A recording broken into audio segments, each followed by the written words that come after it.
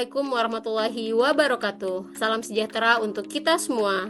Jumpa lagi dengan saya Eni Wahyuni dalam Bincang Celu, Bincang PNS Bawaslu. Topik kita kali ini tentunya sangat menarik karena berkaitan dengan e-government dan juga edukasi masyarakat di era digital. Ya, topik kita kali ini berkaitan dengan e-citizen atau lebih tepatnya adalah penerapan e-citizen di Singapura. Apa itu e-citizen? Mengapa Singapura menerapkan e-citizen dan bagaimana mereka berhasil menerapkan e-citizen hingga adaptasinya di Indonesia? Lebih dalam akan kita bahas bersama sahabat-sahabat Celu yang telah hadir di tengah kita. Mari kita sapa mereka terlebih dahulu. Halo, Kak Andre Kevin dari Bawaslu Kabupaten Kerom. Apa kabar Kak Andre? Halo Kak Eni, puji Tuhan saya dalam keadaan baik dan sehat. Baik. Selanjutnya ada sahabat Kedi, apa kabar? Halo, Kak Eni, puji Tuhan baik.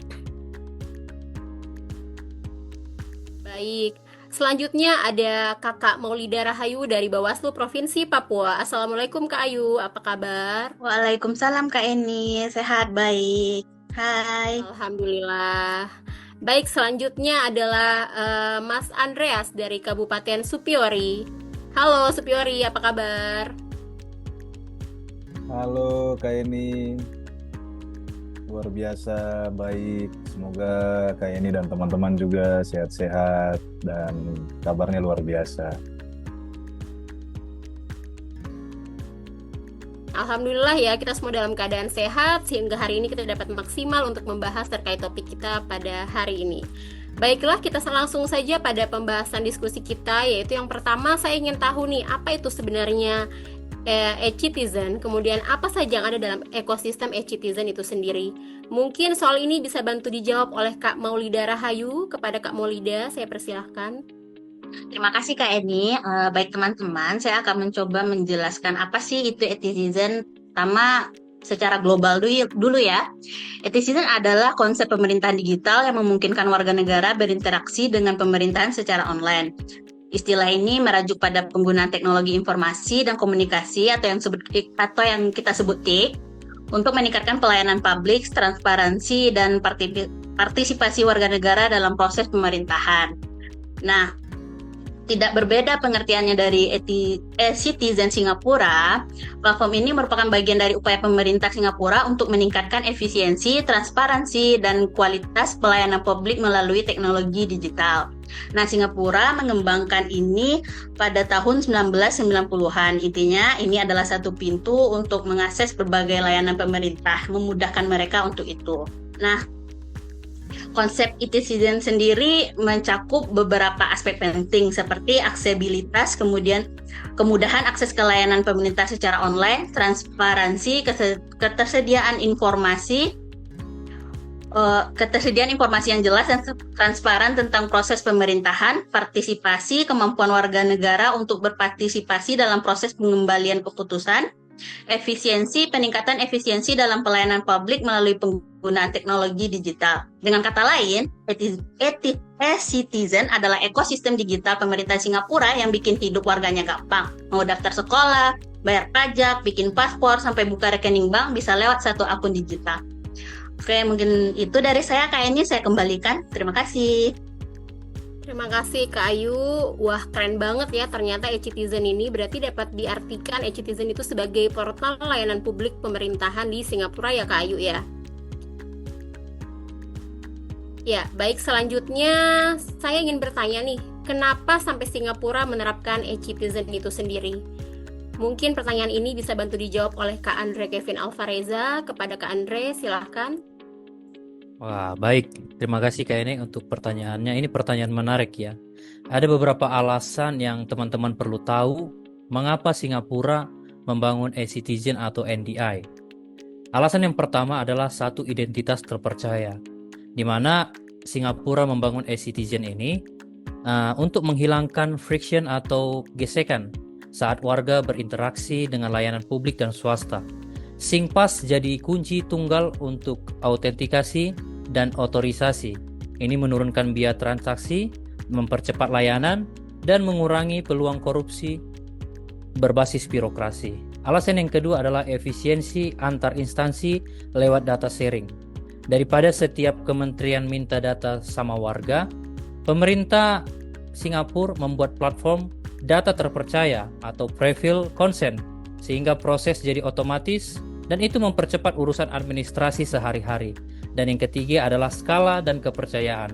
Singpass dan ekosistemnya melayani ribuan layanan dan jutaan transaksi. Jadi efek jaringan atau network effect memperkuat adopsi dari NDI ini. Mungkin itu Kak ini. Terima kasih. Baik, terima kasih Kak Andre penjelasannya. Berarti dapat disimpulkan bahwa Singapura menerapkan ini adalah sebagai bentuk upaya untuk memaksimalkan efektivitas dan efisiensi pelayanan terhadap masyarakat oleh pemerintah Singapura itu tersendiri ya. Baiklah, selanjutnya mungkin saya ingin mendengar bagaimana sih Singapura mampu menerapkan konsep ini dengan berhasil dan menjadi salah satu best practice transformasi digital di dunia. Mungkin bisa bantu dijelaskan oleh Kak Dodi Hetaria. Baik, Kak Eni, bagaimana Singapura mewujudkannya melalui arsitektur dan langkah implementasi. Yang pertama mungkin bangun NDI dulu, lalu layanan. Mulai dari identitas digital yang kuat, seperti Singpass sebagai lapisan dasar autentikasi dan otorisasi. Yang kedua, sumber data otoritatif dan consent. Buat MyInfo, setiap data yang dipakai diambil dari sumber otoritatif atau registrasi kependudukan, pajak, kesehatan. Akses data hanya dengan konfirmasi pengguna. Ini mengurangi kesalahan data dan beban input manual. Yang ketiga, API layer terstandar atau Apex.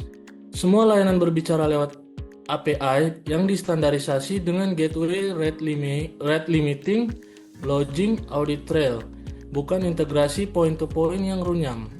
Yang keempat, keamanan dan privasi by design, melalui dua faktor autentikasi atau biometrik, enkripsi end-to-end, login, dan kebijakan privasi yang kuat.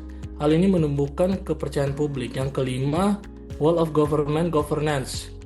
GovTech sebagai enabler, kebijakan yang mewajibkan integrasi, serta roadmap adopsi dan KPI layanan. Yang keenam, iterasi produk dan fokus pengguna. Layanan dirancang berdasarkan journey nyata warga dan bisnis, co-creation, dan usability testing routine. Mungkin itu saja Kak Eni. Baik, terima kasih Kak Dodi penjelasannya. Ternyata Singapura sudah menyiapkan sistem ini dengan sangat matang begitu ya, sehingga sistem ini menjadi best practice dalam transformasi digital. Kemudian yang selanjutnya, mungkin kita sebagai Indonesia dapat mengambil contoh atau adaptasi apa sih dari negara kita yang bisa kita lihat dari penerapan e-citizen ini sendiri di Singapura. Mungkin boleh kepada Kak Andreas bisa memaparkan. Baik, di sini kan kita menghadapi tantangan implementasi e-citizen di Indonesia. Jadi yang pertama itu dari atau sumber daya manusia. Faktor-faktornya itu seperti banyak ASN belum paham layanan digital. Terus kemudian kedua, kurangnya pelatihan digital. Dan yang ketiga adalah perubahan budaya birokrasi yang berjalan lambat. Nah, kemudian yang faktor berikutnya dari anggaran dan pembiayaan atau money, itu anggaran pusat terbatas, kemudian ketergantungan pada APBN dan APBD, dan prioritas anggaran yang belum konsisten. Nah, untuk yang ketiga, dari sumber daya atau konten digital, data itu masih tersebar dan tidak sinkron. Kemudian yang kedua, kurangnya standar metadata dan interoperabilitas. Dan yang ketiga, konten layanan tidak inklusif. Nah, kemudian untuk teknologi dan infrastrukturnya atau mesin, internet belum merata di wilayah timur atau daerah terpencil. Yang kedua, kapasitas server pemerintah sering overload. Dan yang ketiga, kurangnya pusat data nasional yang andal. Kemudian dari metode atau prosedur kerja, yang pertama itu layanan belum berbasis live events. Dan yang kedua, SOP manual tidak disesuaikan. Yang ketiga adalah tidak ada standar nasional untuk sistem digital atau dia tidak real time. Nah, untuk yang terakhir yaitu dari market, pengguna, stakeholder atau regulasi eksternal. Faktor yang pertama itu masyarakat belum percaya sistem digital pemerintah. Yang kedua, tidak semua punya akses perangkat. Dan yang ketiga adalah regulasi yang belum kuat. Nah, sebenarnya kita di Indonesia sudah memiliki nomor induk kependudukan sebagai kunci identitas, yaitu sangat berharga untuk NDI, like flows. Jadi ini sudah ada di Dukcapil, sudah ada datanya, sudah lengkap. Terus kemudian di Indonesia sendiri sudah ada sistem pemerintahan berbasis elektronik sebagai payung kebijakan dan inisiatif nasional untuk integrasi layanan. Namun setiap pelayanan publik memiliki sistemnya sendiri-sendiri. Nah, dari analisis Fishbone tadi, kami meringkas dari man, money, material, machine, method, marker yang tadi sudah dibacakan, dan kami mengambil kesimpulan seperti untuk yang penguatan SDM, untuk yang sumber daya manusia, yaitu tindakan strategisnya adalah pelatihan ASN dan literasi digital publik.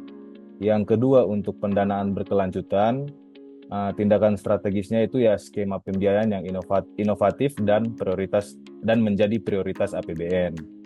Kemudian untuk standarisasi data dan konten, itu adalah interoperabilitas sistem nasional. Jadi sistemnya jadi satu, tidak sendiri-sendiri.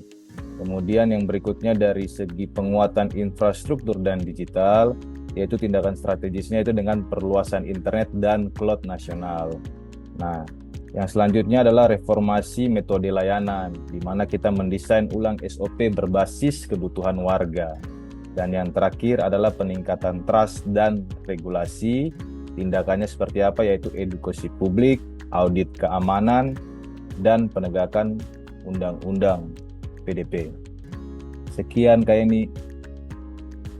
Baik, terima kasih Kak Andreas. Analisisnya begitu tajam dan dalam ya. Mungkin dapat saya simpulkan bahwa apapun sistem yang mau kita terapkan, perlu kita lakukan pengkajian lebih dalam lagi ya, dikaitkan dengan mungkin peluang yang ada, kemudian tantangan yang ada, seperti itu. Ya, luar biasa sekali diskusi kita kali ini. Terima kasih kepada sahabat Celu yang sudah sharing bersama kita semua. Faktanya, Indonesia sudah mulai menerapkan konsep e-citizen meskipun belum maksimal, yaitu melalui e-government. Semoga penerapan ekosistem e-citizen di Singapura sebagai back practice transformasi digital dapat segera diadaptasi oleh Indonesia secara lebih maksimal dan juga komprehensif.